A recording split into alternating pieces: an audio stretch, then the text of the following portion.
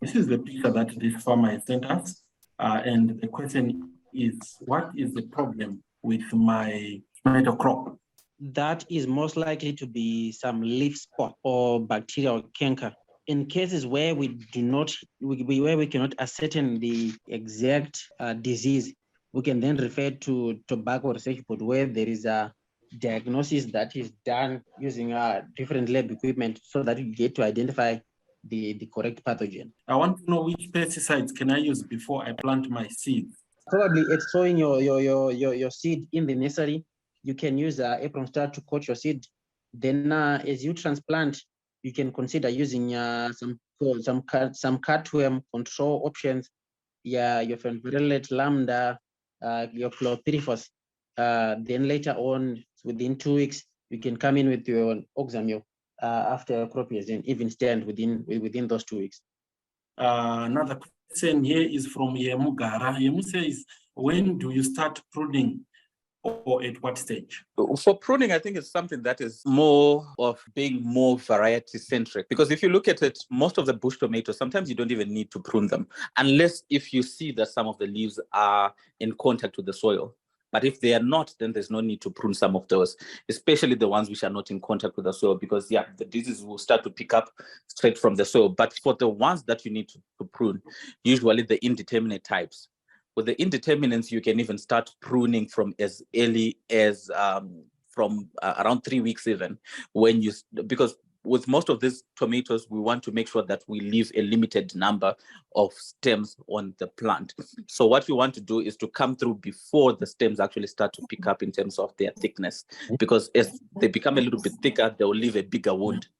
So you need to make sure that you manage to control that a little bit earlier before it starts to, before the shoots on the side, before they actually get to be a little bit thicker, so that you don't have a bigger wound that you're going to leave on your plant. So probably let's work with around the 2 to 3 week range after transplanting. Okay, they are asking about using a shade net to protect tomatoes from sunlight.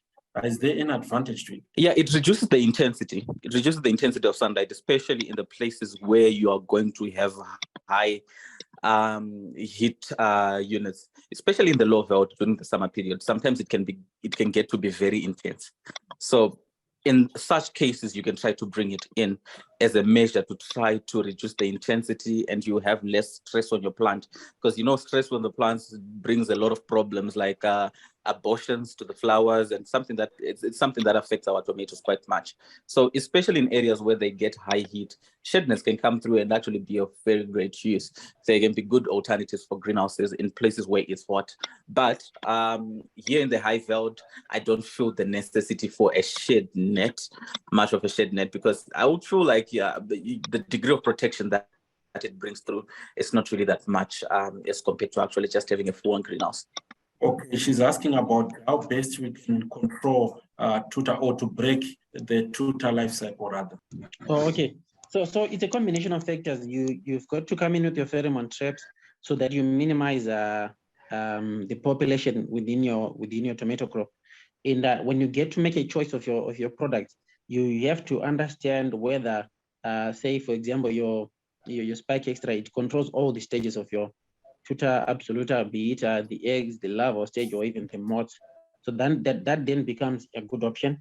Or when you use the product, say like your indoxacarb, where you know very well that if you target the larval stage, area, if you then spray during that time, you then have some good control.